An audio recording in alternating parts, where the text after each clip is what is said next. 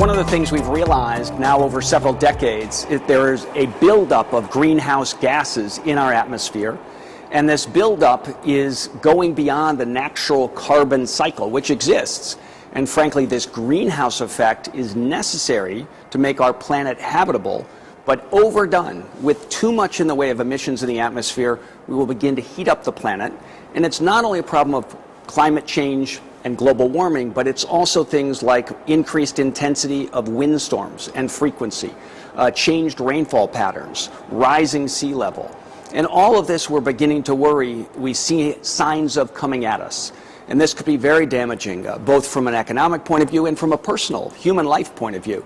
So there is now an intense effort to find ways to bring down those emissions and also at the same time now to invest in adaptation.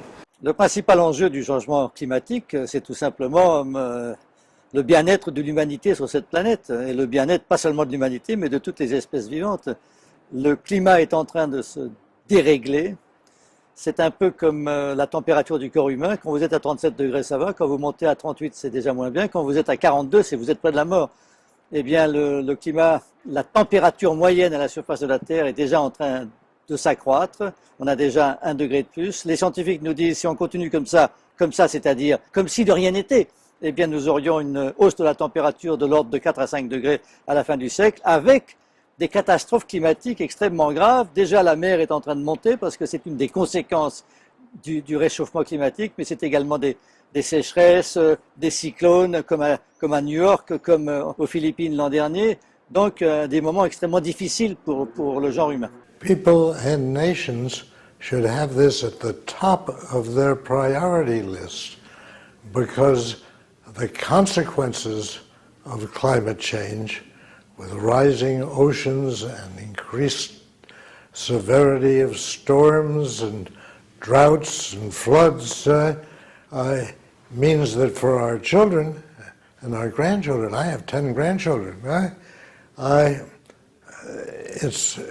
They won't have the life that we've enjoyed, and indeed in many places we won't have life at all. For instance, the small island states, many of them will be covered with water and will have to be evacuated. You'll have a refugee problem that's much greater than anything you're experiencing now, and you have problems now. So it's something the world ought to take much more seriously than it has been. Climate change is the challenge for our generation. And of course, because it's a very substantial problem that has long history behind it and will last a long time, it connects the generations.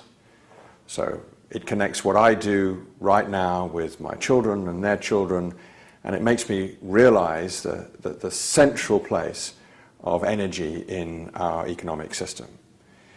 It's true that climate change looks to be a problem of such scale that it's very hard for anybody to do anything about it.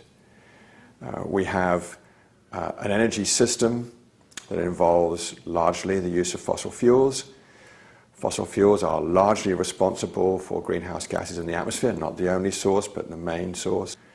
Greenhouse gases in the atmosphere are increasing the temperature of the planet, and by so doing, increasing risks associated with all sorts of weather phenomena like storms and floods and weather patterns. And this has consequences for almost every aspect of our material and economic lives, as well as, of course, consequences for social justice and unfairness and many other issues besides.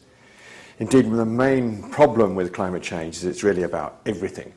It covers almost every aspect of our lives. Le changement depuis Copenhague, c'est qu'aujourd'hui les collectivités locales, territoriales, la société civile est entendue.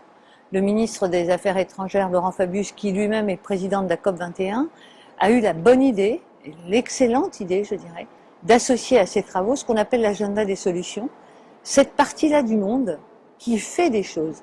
Nous ne sommes pas dans le dire, dans le réfléchir, nous sommes dans le faire et dans l'action.